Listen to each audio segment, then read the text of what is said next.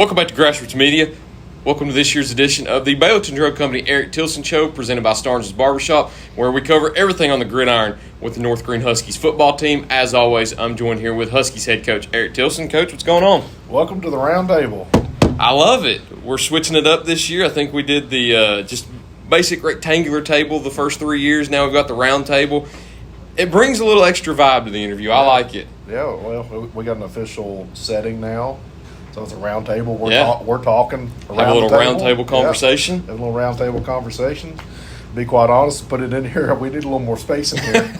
That table's taking up way too much space. So. Especially with as many coaches as you'd have in here after practices and after games too. No it got cluttered. Yeah, and sometimes these coaches want to rest out, take a nap, and they don't have space to do that. So now we're gonna be like, hey, go over there, take you a nice little nap. Absolutely. So the coaches know which ones I'm talking about, so we give them a hard time all the time.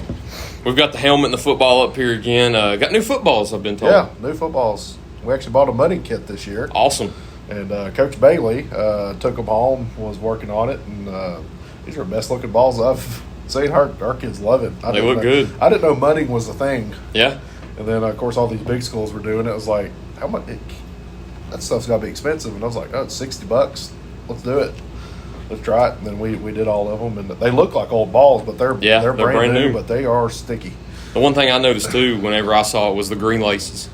Yep. The green laces is cool. I don't think you had green laces in the past, did you? Yeah, we did. Did you? But they must have overlooked it. Yeah, they were. Team Issue does a really good job of customizing for an affordable price. So our vendors, I appreciate those vendors. They really try to help out the high schools, and we have a big philosophy: make it a big time where you are, and that little stuff like that helps go a long way to have a football with your logo on it, and so we try any little detail stuff like that. It's a lot of fun. Kids have fun with it. Still got the classic Husky logo on the helmet and the ball too. You got to love that. Yep. So those are actually custom decals too. There's a local vendor out of Maryville who does custom decals.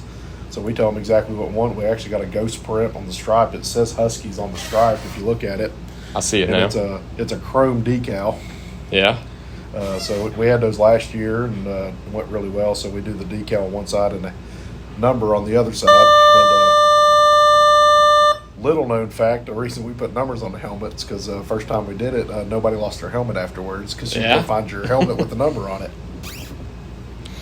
Well, love to be back. It's good to be back, too. Football's right around the corner. How was your summer before we get into football? It was busy. Busy? Did you go on any vacations or anything? We did.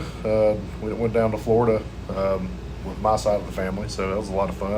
Of course, my kids are now old enough to start remembering things and actually make me nervous because they want to get in the water all the time. So they're 5 and 3, so wrangling them around all summer. And then also coming here with these kids here, and they did a great job this summer, so we've been very pleased. I've really enjoyed this team we've had so far, so it's been a really good summer, both personally and here at the Tundra. That's great to hear. What part of Florida did you go to? Well, Santa Rosa Beach. Okay. And it was right around the time all the shark attacks were happening. So really? Yeah, so we're like, let's be on the lookout. Yeah, I've been pretty weary, too, of that.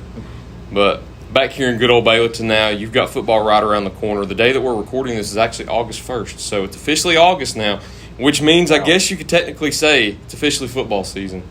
Your first game comes up in 3.5 weeks on August 23rd here at home on the Tundra against West Greene. Before we get into that too much, though, I want to talk about the team that you're assembling this year. It's your 4th year as a head coach now here at North Greene.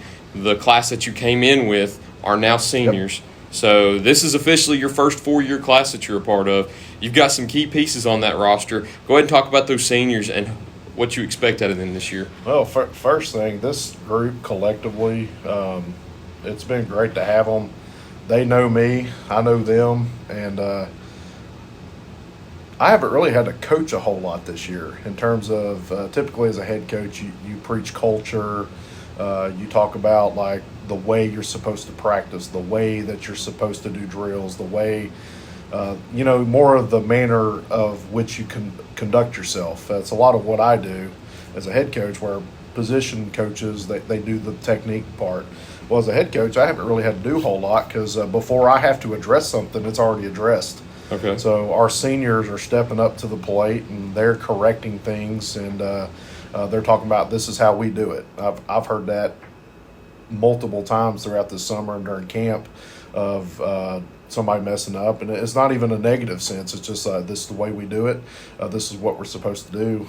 This is how we practice. This is how you go do your job. And our seniors are taking the charge in that. So, and they talk about there's a lot of buzzwords around culture, but culture is really what are your kids willing to hold others accountable for.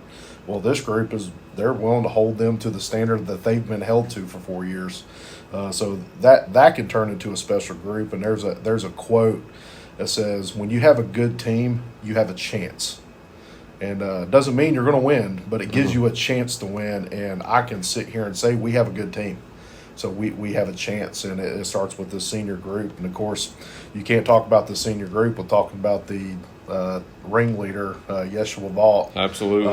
And he's been a workhorse, both in a figurative and literal sense with this program, because it's really easy when your best player is one of the hardest workers on the team and just does his business, and which he has every accolade that you can imagine, but that's not his focus this year. He wants to win, and I've told him this entire camp is like, listen, everybody's going to be keying on you. You may or may not get the stats that you want, but it's going to open things up for everybody else. And he's like, Coach, I don't care. I just want to win. And that's what you love to hear out of your leader. Yes, and that he's been who he's been since he's been here, and he runs hard, which it's nice to have that back here. And I was working on a project for our pregame stuff, and I had to go back and watch grassroots video, try to pull out some clips for our pregame thing we're going to do over the PA system. And I kept hearing it's like, get the ball to 3. And I'm even sitting there watching it like, get the ball to 3. So he'll continue to be a cornerstone of our offense, and defensively will be the guy that really sets the tone for us. And then another one that has really stood out from the spring and into now has been Jake Duffy. He has really stepped up. He has really stepped up in a big way. He's really opened up a lot. We go to scrimmage, and, of course, everybody's keying on 3. They stack the box, and at a certain point, we're just like, all right, we got to throw the ball. And then Jake steps up, catches everything thrown to him, scores 3 or 4 touchdowns in a scrimmage. And then over the course of 7-on-7 work, which has been real good for us because our quarterback gets a chance to really see how to throw, see what his reads look like, and both as a play caller for myself and the quarterback see what he likes. Jake Duffy has absolutely stood out. I am not exaggerating when I say he had about 12 to 15 touchdowns in a 2-day period of 7-on-7. And now we're doing 3 games a day. Yeah. There's 6 games. I mean, he was at least good impressive. For 2 to 3 touchdowns every time we stepped on the field. Again, it's 7-on-7, but I mean, he's still going out making plays, catching the football, and that's the one thing. And he's really set the tone, and our receivers have caught on to that, and now everybody's catching everything, which has been great, and that comes from – and he's been the one big vocal leader that we've had, or Yeshua was more of our lead by example. He'll say something when need to, but Jake's really been our vocal leader. He's been a very positive leader, really encouraging, but he's not afraid to – go set you straight when you're not doing what you're supposed to be doing. But he's been doing it in a way that we've been teaching them for 4 years now, and I'm really proud of those guys, the way they conducted themselves. Is the speed still there? Oh yeah. Okay. Oh yeah. Just making sure. Yeah. Well, we still we still time them, and they're still. He's gained a ton of weight this year, and he's even got a little bit faster than what he was, but now he's packing a little bit more weight when he does it. That's lethal. We have verified times. So we got a laser timing system, so it's been real good for us. And then the third one that's been here the whole time I've been here is Weston Barrett.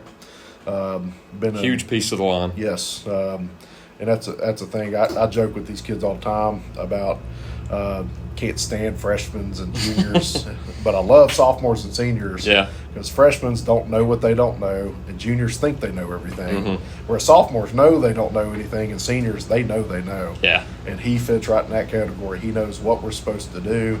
He knows how we do it. It's like now we're in a stage with him where we're refining like little small O-line techniques, and we're actually able to move on to a pretty advanced level of football technique, and he's really been coming along, especially in the offensive line, and then he provides a real force in the middle with our defensive line. So we got 2 or 3 guys we can just rotate at all times, and it's about like playing against the same guy. Yeah. But now they're fresh, so that's been a real big piece, and he's real fun to have around. The kids love him. He's loud. Likes to yell, which you got to have that. You've got to have that in a football setting too. It's loud, and it's been real fun having. And one thing I'm real encouraged by, and he's like, Coach, I'm actually having a lot of fun this year, and that's been really encouraging as a coach to hear. And he's been a big part of that. And then Dash Stiggin was a newcomer to us last year, moved in for us, and he'll be a senior this year. Was an absolute lights out player.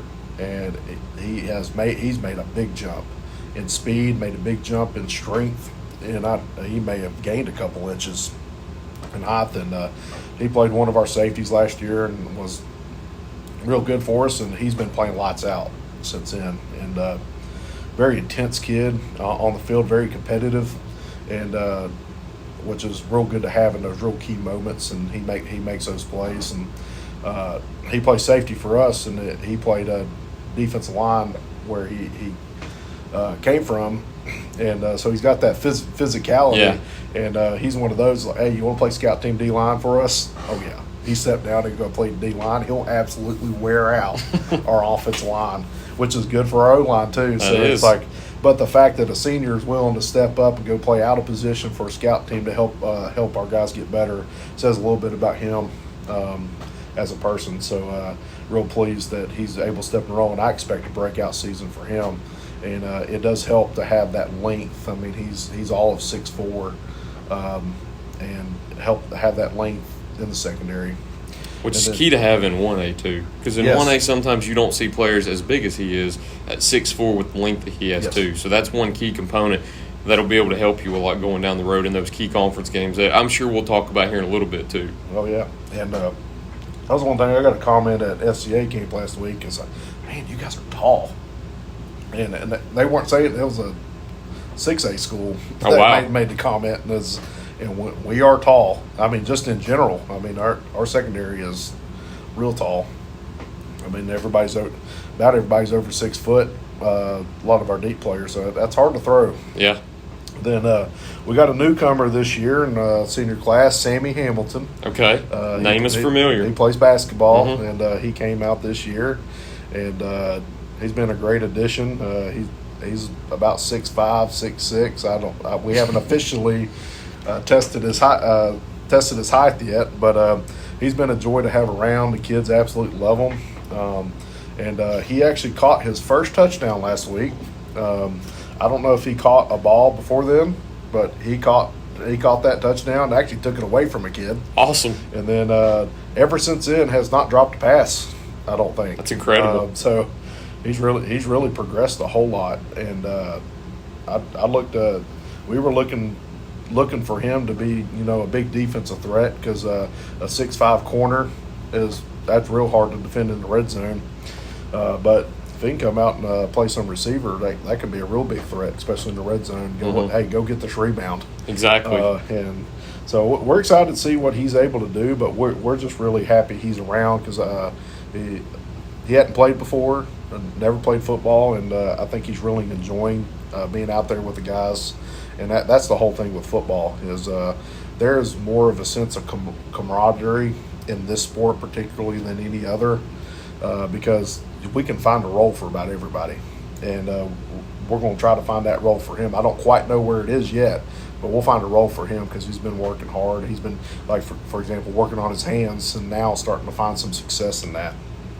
So that's our senior class. And then with our junior class, which has been an absolute great group. So it's our largest group. And, of course, it starts with our quarterback, Thomas Darnell, who is like one of those kids that, like, you would want to marry your daughter.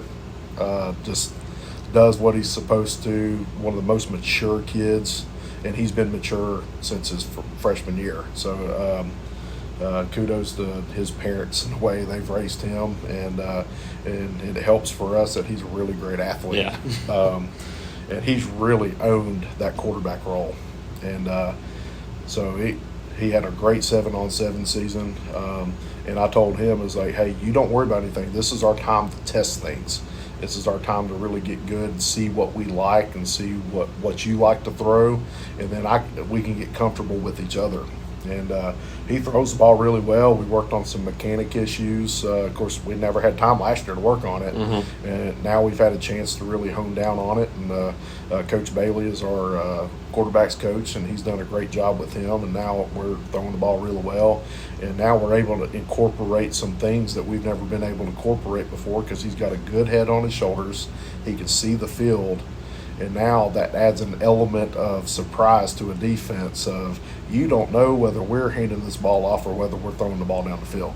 And he can make that decision on a whim. And that's been a big asset for us. And then goes into our skill, finish out our skill set is the Weems twins. Mm-hmm. They have made a big jump this year. They've been really invested in the off season. They've done a great job in the weight room, and because our big thing we've talked about with them about is being able to handle a football season, because they are some of our most physical kids, and they love to put their shoulder in there and go make tackles, and they love to be physical.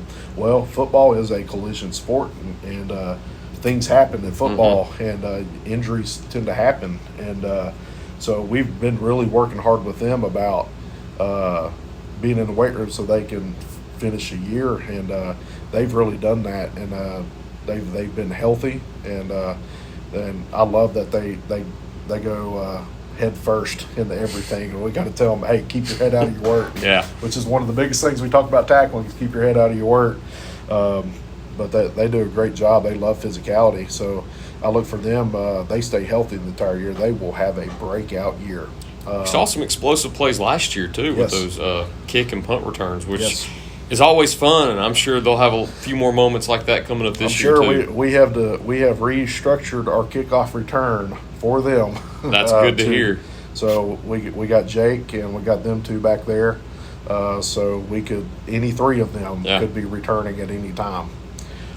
So we're really excited about that. But in particular, Braden had a real big spring offensively. He caught a couple big catches in the spring scrimmage and caught a touchdown for us. And he's got real big yak. So once he catches the ball, he'll make somebody miss, mm-hmm. and he will get yards after the catch. And he's really solidified himself as a real good receiver for us. Whereas Brandon had a little bit bigger spring defensively, but he's also starting to play a lot of offense for us now. And both of them have been catching the ball really well. And they both have their own strengths, which is kind of interesting because, like, if you look at them, like from a coach's standpoint, if you're playing against them, hey, this is the same kid. It's like, no, they're not. Yeah. They both have two different skill sets. So it makes it really hard to defend them. Like, hey, which one do we need to defend? It's like, well, pick your poison. Pick which one. Yep, because you're not going to be able to defend both of them. No. And it's kind of why we kind of separated them, like, offensively, different positions. So that way you kind of have to pick your poison from there.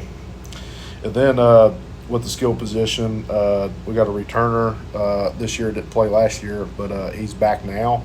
Is Damian Phillips. He played a little bit as a freshman. played corner and receiver.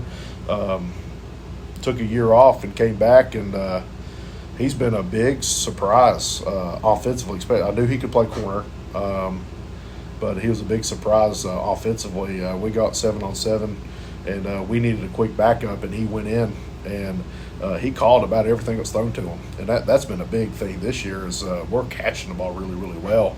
And he started making a bunch of plays and really put in my mind, it's like, hey, this is somebody we didn't know could help us on varsity level, and now he's been catching the ball really well. If he continues to catch the ball real well, he'll be able to help us Friday night win a game. So that's been real pleasing. And now that I'm on the offensive side, I can think I've kind of taken my mind off of defense now. So, but he's been solid over there on the defensive side of the ball as well. But we got a lot of depth at the skill positions, which has been great to have. Sounds like it too, because a lot of the juniors and seniors you've talked about have been those skill position guys. I know we've talked about one or two linemen so far, but a lot of those have been skill position, and that's key to have kind of an older team on your skill side because they're more experienced, they're older, they understand it better too. They are older, and that's the one thing in high school football. There is a major difference in maturity and mentality from a 14-year-old to an 18-year-old, and we are a bunch of 17, 18-year-olds now. You'll get some of those 14, 15-year-olds that come in like Yeshua that as a freshman, they understand it right away. But sometimes you'll get some of those that you have to kind of work with.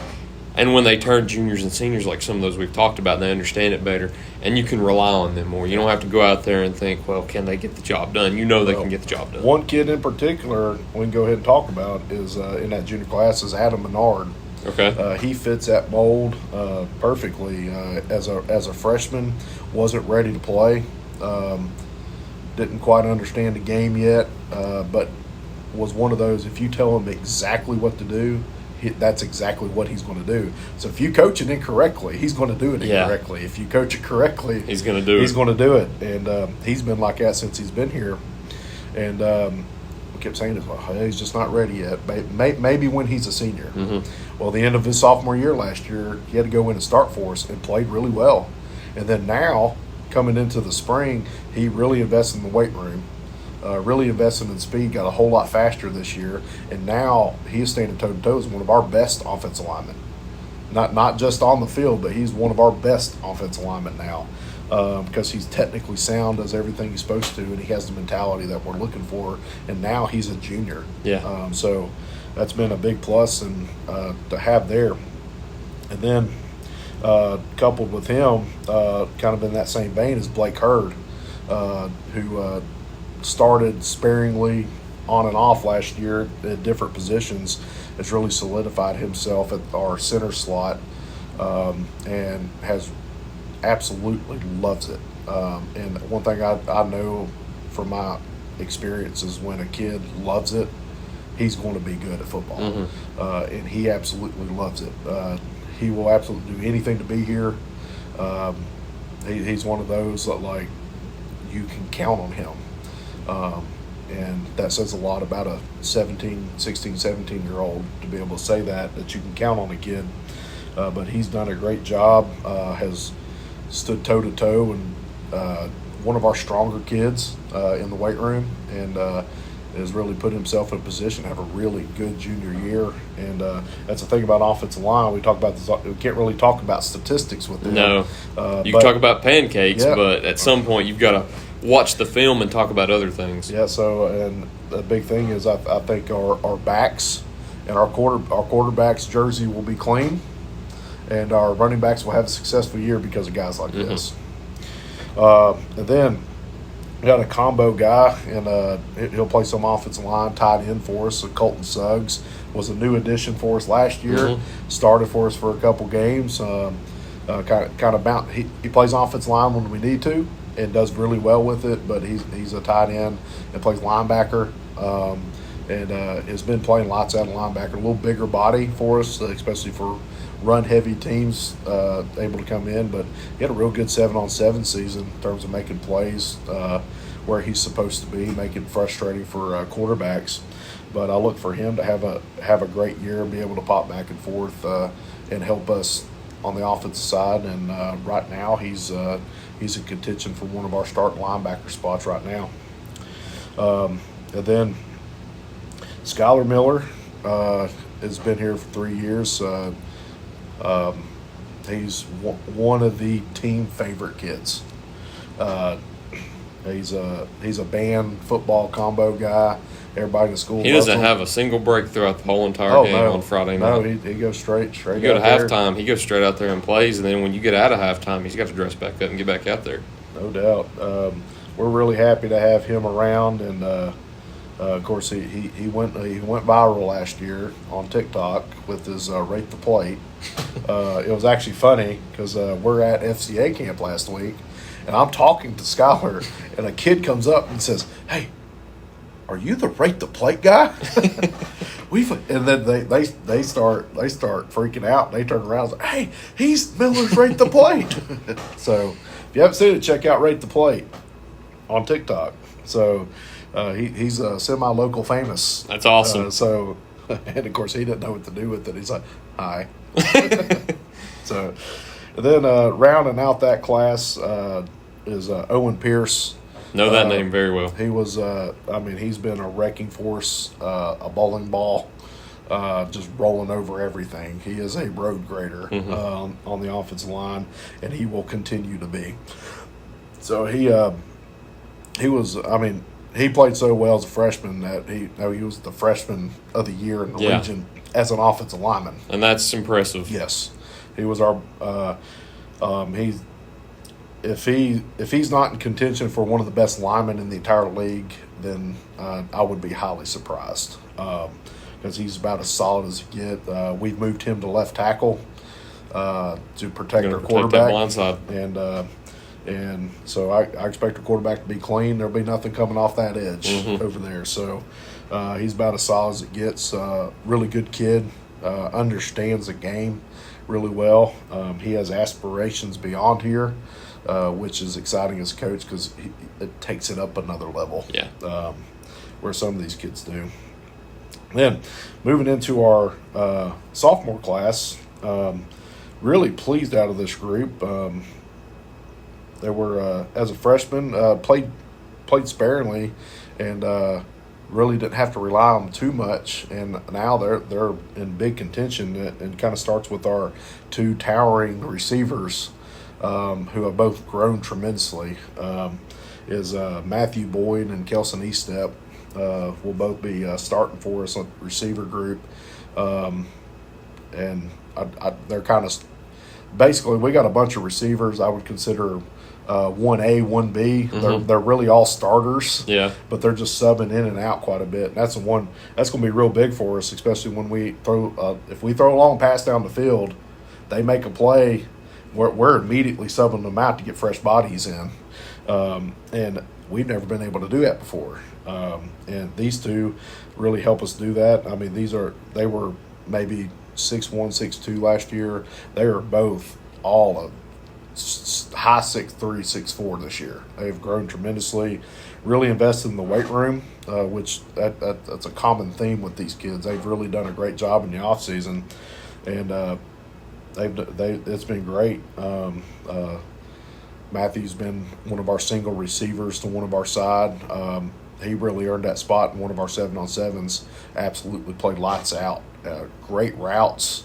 Caught the ball really well and be like, you just earned yourself a spot on this offense. And he hasn't let it go since. And then Kelson has been real good cover guy for us because, again, like that, when I talk about the length in the secondary, these guys are a part of it because Kelson plays corner, Matthew plays corner, Thomas plays corner. They're all 6'3", 6'4", and then you had Dash who's 6'4". That's a lot of length to throw over the top of. So it frustrates quarterbacks, and Kelson has a real knack for the ball in the air. So like he's a pickoff machine. He gets a lot of interceptions where Matthew's more of the physical corner. I remember going 7-on-7. We told him to press, and he's in solo coverage, which is our man-to-man coverage. And he pressed the dude 5 yards out of bounds, and he didn't stop till the whistle, which is what you're taught to do. Which is what he's taught to do. And we're like, hey. Good job. Sideline's right there, but good job. And that's really what you want to see out of these kids. And frustrates. It was actually funny. He did it to a receiver and like pressed him into the ground. The receiver got up and got mad, and one of his teammates said, "Hey, that's football. It's what he's supposed to do." So I was like, "You're doing a good job when the other teammates yes. are having to hold them back." The other team, one of the leaders on the other team said, Yeah. that he did a great job. It's what he's supposed to do." So I've been real pleased with them. And another kid's really changed his body this year has been Dylan Gentry. He was a little bit lighter last year. He's about 175 pounds. He's all of 190, 200 pounds this year. He got real excited when we said, "Hey, we got to figure out how to replace the production of Colton Robbins on defense." Mm-hmm. And he had that look like, that's going to be me. And he's been doing it. He's been great with that defensive line. So we look for him to. He's another good backup to have offensively because he's real physical. He'll kind of go back, kind of like Colton Suggs. He'll go back and forth at tight end and offensive line when we need him to. Hopefully, we never need him on offensive line, but I really expect him to have a breakout year on the defensive line, and he's got the ability to do it because he's done what he's supposed to in the weight room, and been real pleased with them. And then Leon Johnson, who was one of the top linebackers for our league. He actually led the entire conference last year in tackles for loss. Wow! As a freshman, and he'll continue to solidify that linebacker spot. He's gained quite a bit of weight, and that's what you want to see, especially from their freshman to sophomore year. And he's starting to get an expanded role offensively. It's kind of been taken about splitting reps with Yeshua at the running back position, and that's a nice little 1-2 punch we got back there because Yeshua's a lot like Mike Tyson, and Leon's a lot like Ali. So we got the big heavy hitter. Mm-hmm. They got the speedster in Leon, and two different type of runners, and you got to get ready for that change of pace. Yeah. Was really going to help us offensively if we're able to get that going, and then really start open up this offense quite a bit. Then Bryce Spencer has been a good surprise this camp. I started catching the ball really, really well, running really good routes. Started making some plays. Had a couple interceptions during the 7-on-7 season. So I looked to see how he does as he starts progressing.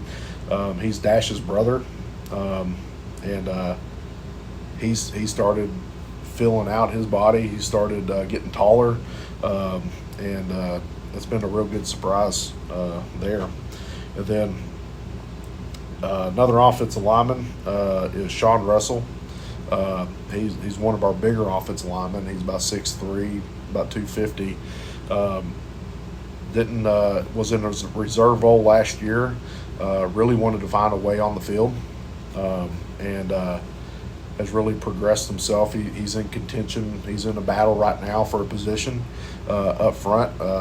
He's going to be starting for us Friday, and look for him to have he has a real good scrimmage. He'll solidify himself in our starting role as a sophomore, and that's a great part about this team is we got kids like him who we don't necessarily need to rely on sophomores anymore. Mm-hmm. So when we talk about these freshmen, they're not in our starting lineups. We don't have to rely on young kids anymore because we have kids we can plug in who are old and understand it, who have played the position before. But you got a kid like Sean who's worked himself in a position to take a spot, and that's what you're wanting is like when you have a young kid, you want them to be like, okay, he's worked himself in the role. We're not putting him there just because we have to put him there. He's there because he's earned it. He's earned it. So that's the one thing I'm really happy about is we're in a position where if our kids are starting, they've earned it. Yeah.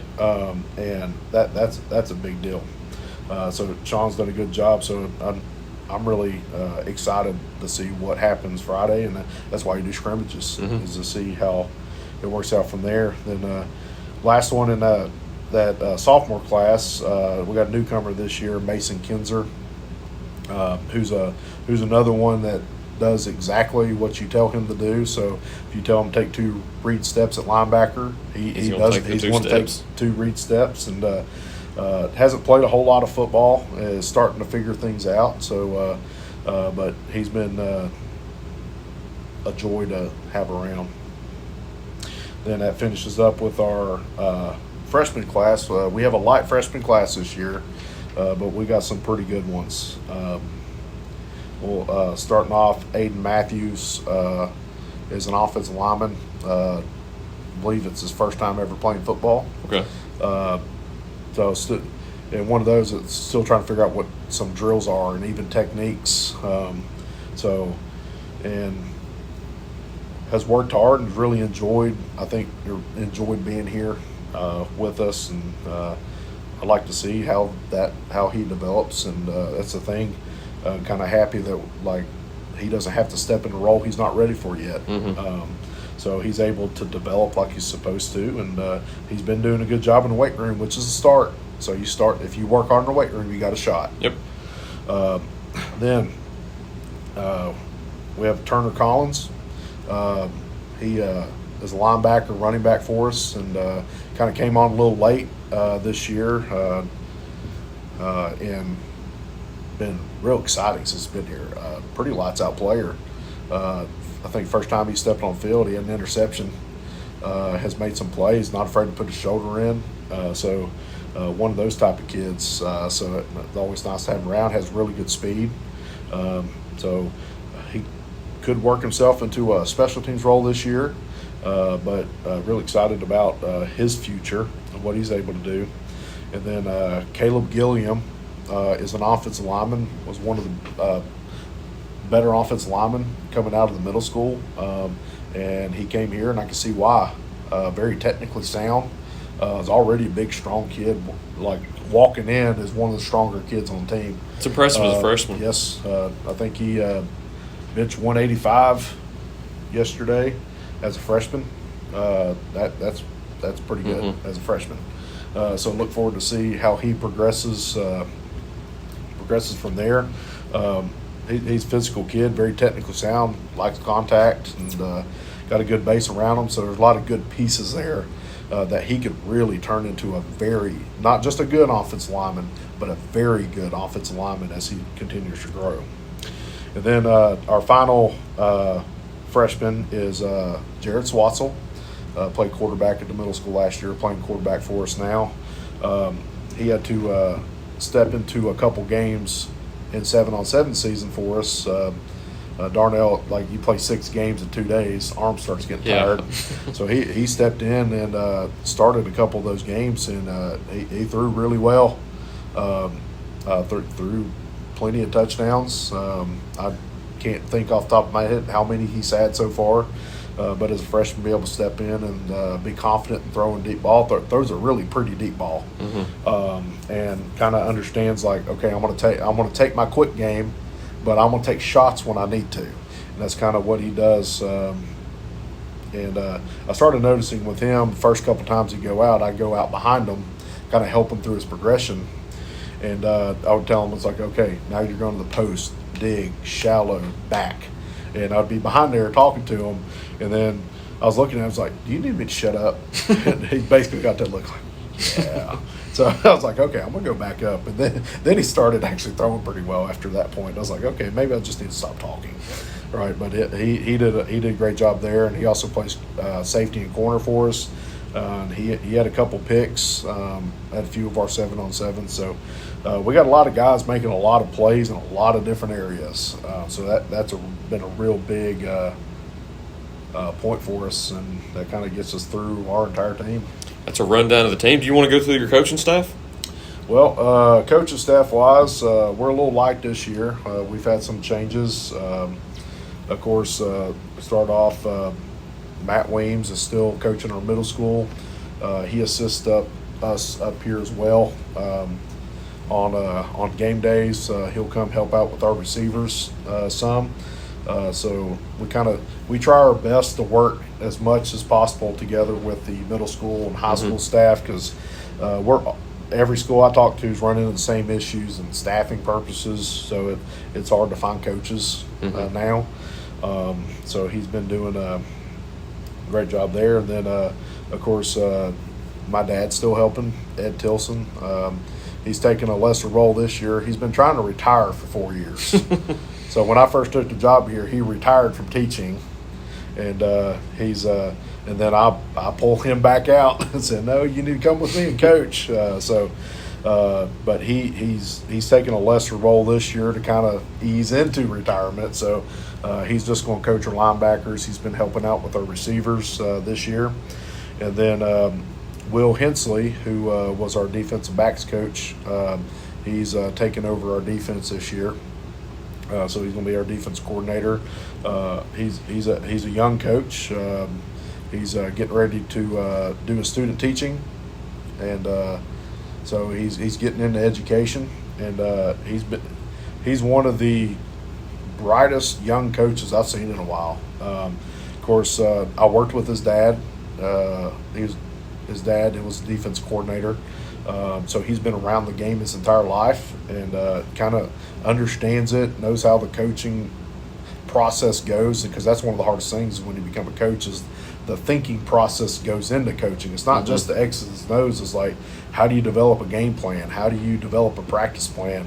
All right, how do you put pieces together? How do you put your depth chart more than together? just the game you watch on Friday night. There's a lot that goes into it, and he's been around it, so he kind of has an understanding. So whereas a lot of times you bring a new coach in, you have to teach them everything. Like, okay, what's your depth chart? Well, what's a depth chart?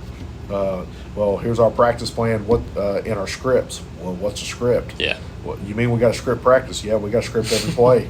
You got to figure what plays are we running during practice. And then you got to go draw them up for the kids for scout cards, because you're running the other team's plays. You're not running your own plays. So he's got that understanding. So this will be his first time being a coordinator, and he's been very sharp so far. And I know there will be some nerves going on, but I'm real excited to see what he brings. Some new ideas to the table, which are a little bit different than what my ideas are, which is a good thing to have as a staff. Then Tyler Bailey is continuing as well. He's moving to our quarterbacks as well. He'll be our assistant head coach, and he done a great job with Darnell, because that's one of those positions that you have to have like one voice, and he's that calm voice for Thomas, and has really refined him and helped him, especially on his reads, because that's something that's hard to do. Yeah. And quarterbacks is one of the hardest positions to coach, because they have to be a field general, especially in the mental aspect. I would argue that O-line and stuff like that's really hard to coach from a technical standpoint, but that quarterback position, so it takes a lot of time from there. Coach Bailey also helps out with our kickers, and he was one heck of a kicker when he was here. So we're happy to have him. Then rounding out our staff in an off-the-field role, James Rosenbaum used to be a head coach here. He's our director of football operations. So he helps in stuff off the field, so it kind of lessens my plate. So I'm able to focus a lot on the field stuff, because where I'm now moving into role calling the plays on offense and coordinating our offense, that takes a lot more of my time, where I need to be able to focus on our offensive game plan, whereas I haven't had to do that before last year. So James really helps be able to kind of take some of that load off, where like planning for pregame meals, travel arrangements, if I need to go talk to setup officials, if I need to make sure that we're in compliance, different stuff like that. That's that kind of role from there. So, again, there's a lot more that goes into a high school football program than what people realize. But the game is only one night for 3 hours of the week. You've got to think about. There's about 100 hours that goes into one. Yes, that all goes towards that one. And of course, running out the coaching staff, head coach Eric Tilson. Yep. Got to put yourself in there too. But Baileyton Drug Company services the surrounding communities of Baileyton with excellent patient care using a full-line pharmacy, over-the-counter selections, and a convenient drive-through. When you visit us, you are treated as a neighbor, not a number. It's not just our slogan, but our culture. We're investing in our patients, local schools, and community. For over 5 years now, we have established ourselves as an independently family-run pharmacy that isn't driven by corporate goals. We are driven by what is best for your overall health and wellness. We're conveniently located so you don't have to make the drive. Prescription drugs are just the tip of the iceberg. We also offer natural remedies, essential oils, at-home medical needs such as walkers, rollators, bath accessories, as well as wound care products. And coming soon, basic urgent care services. What makes us better than other drugstores out there? When you frequent Baileyton Drug, you will receive professional, courteous, and friendly service that goes above and beyond any other pharmacy in the area. Remember, you're a neighbor, not a number.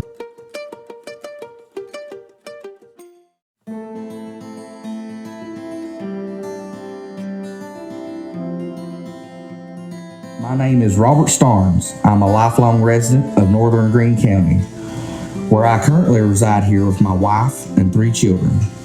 I was in Barber in Greenville for the last 6 years, but I have recently changed locations to my new shop in Baileyton.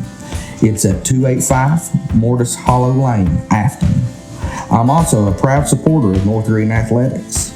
Come see me for all of your men and boys grooming needs. Go Huskies! that rounds out the roster, both of your players and the coaches. Let's dive into the schedule a little bit.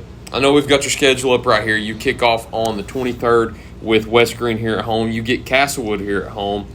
Luckily, you had Jellicoe at home the last 2 years, but unfortunately now you've got to make that bus trip over to Jellicoe for your first conference game of the year. Yep. And then you've got to back that up with a road trip over to Cumberland Gap, too. You get 2 home games back-to-back again, Hancock County and Williamsburg out of Kentucky. And then you get the Carter County road trip, as you call it, with Cloudland, Unaka, and Happy Valley back-to-back-to-back. And then you close out the season with a home game against Cosby. You had been on the road against Cosby the last 2 years. Now you're hosting Cosby. So take me through your schedule a little bit and what you think of it. Well, of course, starting off with a big game, in-county rival. They're coming here this year, and really enjoy that game. It's always a great atmosphere, and really respect what they've done. They've had some really good years down there, and they put it to us last year, and that's going to be a real tough game because it always is a tough game. Mm-hmm. And I'm real excited about that. Be able to do that here makes things a little bit easier, but that's going to be look forward to that game. But it's a big test for our kids early, which is kind of the situations we want our kids to be in as we move forward throughout the season. And then we return to Castlewood, which that game is now on Thursday night. Yep, on the 29th. Both teams are out of school on Friday. That's Labor Day weekend, so requested move to Thursday. So we're playing Castlewood on Thursday. They have a new head coach this year, so really don't know much about what they're going to look like. Kind of know who they're returning from a standpoint, but anytime there's a new head coach, there's excitement around the program. They're going to have more kids out, which means they're going to have more athletes out. So I look for that game to be more competitive than it was last year. And but they do have to take that trip down here. But they always bring a good crowd with them. They care about football at Castlewood. And then week 3 leads us into our first test of the year, our first important game. Which you talk about all the games are important. It's like, yes, that's true, but some are more important than others.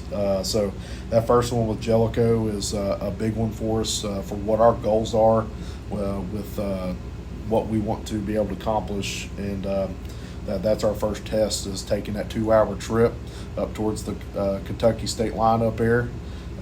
They're 10 minutes away from Williamsburg. They really are. So they're literally 10 minutes away from Williamsburg.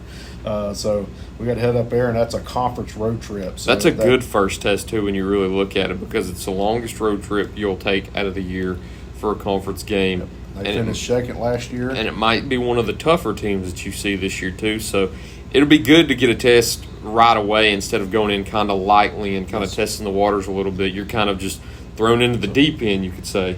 You come out of that one with a win, then you're feeling pretty good about that, because a formidable opponent with a long road trip, and there's a lot of questions going into that one about who they're going to be, but it's a formidable opponent. Finished second last year, so those kids know how to win.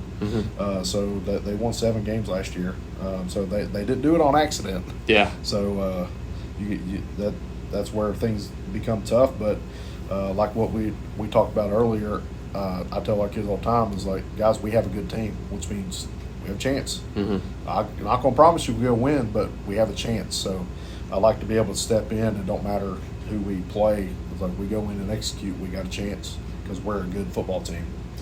Then we head back on the road to Cumberland Gap. Another pretty long road trip. It's not as bad. Not as bad, yeah. 25E other than I-75. Still going towards Kentucky state line. But a little bit different area. They have a new head coach this year, kind of changing a little bit offensively. They're going to be more spread, run and shoot this year. Really don't have any much more information how they're going to be. Again, anytime there's a new coaching staff, it kind of – you never know how high schoolers are going to handle anything.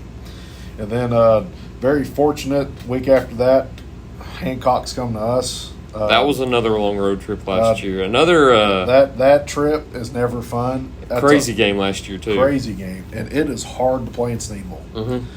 It doesn't matter. It is hard to play there. There's something about the air there that just makes it difficult to play. It's a hard trip. It's hard on a bus. And their atmosphere is just different. It's different.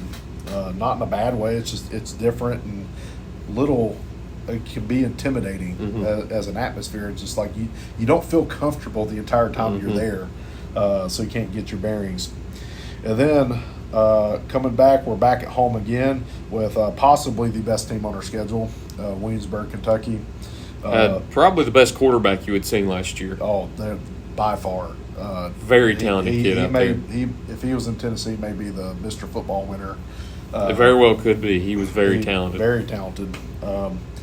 They have to replace their entire front this year, and they lost some skill guys, but that quarterback's still there, which gives them a shot. That'll be a very good atmosphere here. That was one of the coolest atmospheres, small high school football we played at. Very tight-knit community. It was packed. And for a 1A school, they brought a lot of people out there. And I asked our coach, like, how will you travel? Like, coach, about everybody will come. So you expect to see that side field over there. Look forward to a real loud atmosphere there. And then we get back on the road on the Carter County tour. Not going to the Kentucky state line this time, going over to the North Carolina state line for Cloudland. Heading over to the Roan Mountain. That's actually a really cool place to play. Just something about their facilities up there. It feels like high school football up there. And I really enjoy playing up there just because they care about football, which makes it a great atmosphere up there. It's hard to play there, but it's fun to play there at the same time. So, and that's going to be a real big one for us again because conference champions. How many years is it now? 10 years in a row, and they are the top dogs until they're not. And we'd like to take that spot, but they are the top dogs until somebody dethrones them. To be the man, you got to beat the man. Yep. And then we'll get a very well-deserved bye week. In week 8. That, it's a long way until you get that bye week. Yes. I think all the way in week 8, you'll have played 7 games until then, and that's mentally challenging, and that's one of the things I wanted to ask about your schedule too before we go into UNAIC is how challenging do you think it'll be for them to play 7 straight games with no bye weeks? Well, we were talking about playoff. There's always talk. This is a reclassification year. And they always talk about, like, do we need to reduce the amount of teams going to playoffs? Do we need to reduce classes? And they're not changing anything this year, but one of them had the question of, like, well, why not just take 3 teams from each region? Well, Coach Buchanan was talking about back when they had the Z plan where the first round teams had to bye. They have the data on this. Is majority of the teams that had a bye lost their second round game because they got out of a rhythm. Mm-hmm. There is something about in football of maintaining a routine each week where you're used to playing on Friday. So you come back Monday, you watch the film, you fix corrections. You come in Tuesday, you have your Tuesday practice. You come in Wednesday, you have your same Wednesday practice. You do your walkthrough on Thursday, then you have your pregame routine on Friday, then you just rinse and repeat every week. There is something to having a routine. So, like that's one thing. Sometimes when you have if you have a bye at the wrong time, it can disrupt your rhythm. Right. But I think with the timing of it, 7 weeks is about a good time. You get in that rhythm, and then you start getting a stretch there for some really good teams. You need some time to help recover to be able to play another really important game. So I think there's something to be able to said to have routine. Playing 7 straight games is nothing out of the ordinary. Yeah. But I'd rather play the first 7 games than have The last 7. the bye early and then have Yeah. to play 7 straight, which is actually had to do that in college, and that's not a whole lot of fun. Yeah. But then you go into Unaka, another very important game because that's a game that was very exciting here last year. You knocked off Unaka. I think that kind of cemented yourself into the playoffs last year, and you've got the opportunity to do that again with them as your 8th game of the season. So carry on with Unaka and go forward with your schedule, and talk about the latter part there with those last 3 games against pretty good opponents. Well, Unaka's returning some key skill positions. They lost quite a bit from last year, but I would argue they are one of the best, well-coached teams in the entire state. Just the way they're schematically, it is one of the hardest teams to defend. They kind of run this 2-quarterback system, and then play calling is an art, and it's like they've almost mastered the art form because they call plays at the right time. It's tough to coach against. Yes, and when we're very fortunate going back looking at last year, there's a couple times they had the right play call at the right time. The play just wasn't made, and I'm sitting here like we dodged the bullet right there.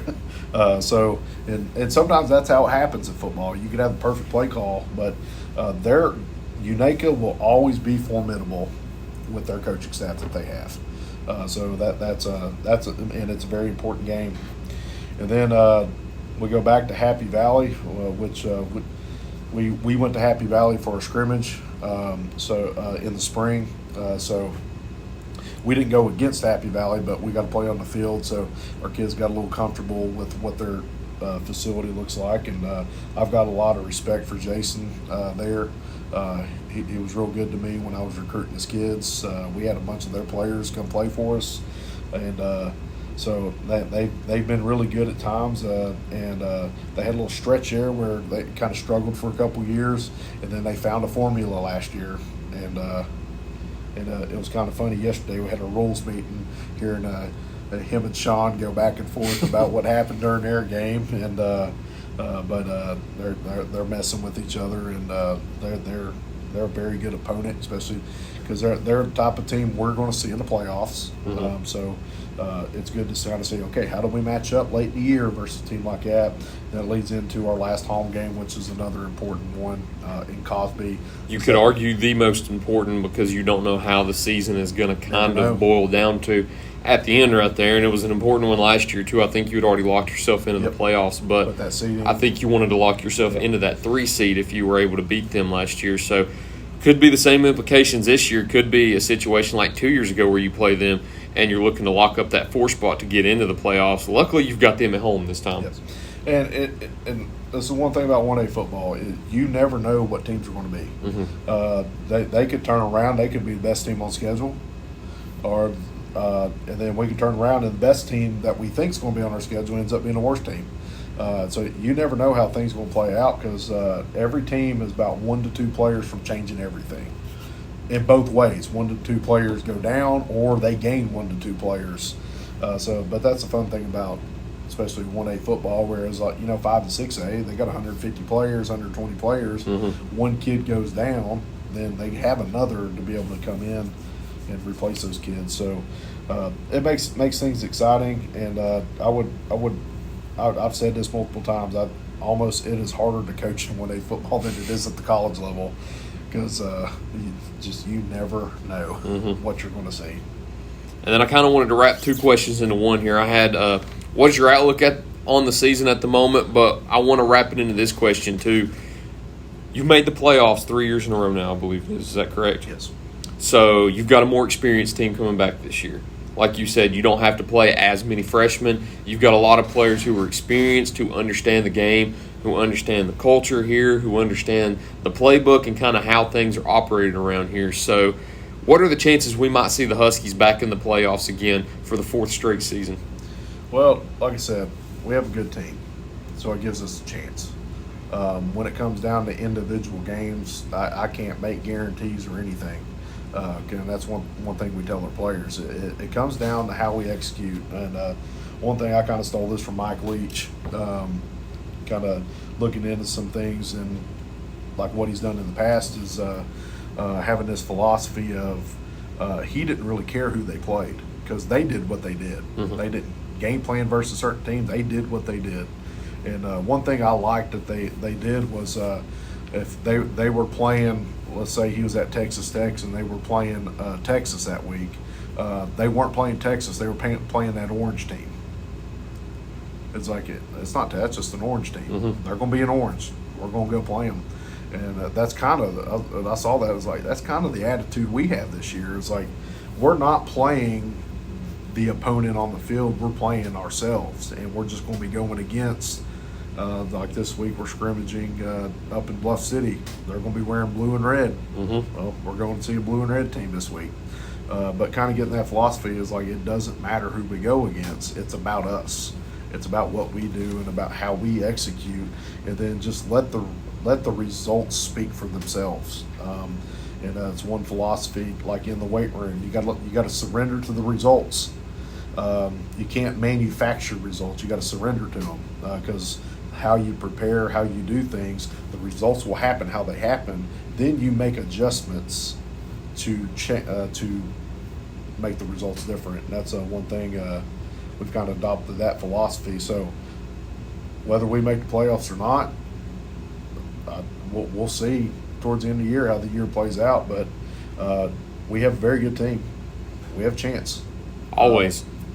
And you look at the conference outlook, too. It's kind of the same schedule as last year, except you just kind of flip home and away. And with that Jellicoe game to open you up, Cloudland kind of in the middle there, and you get Cosby at the end.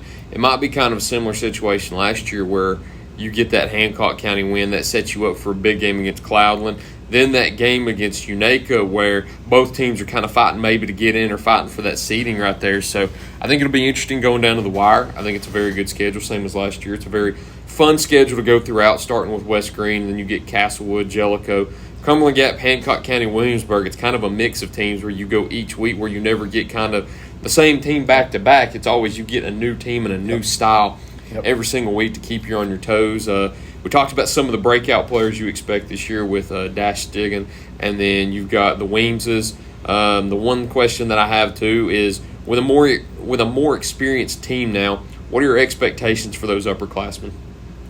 I expect them to lead and really hold our standard, because the plays will happen if they go make them.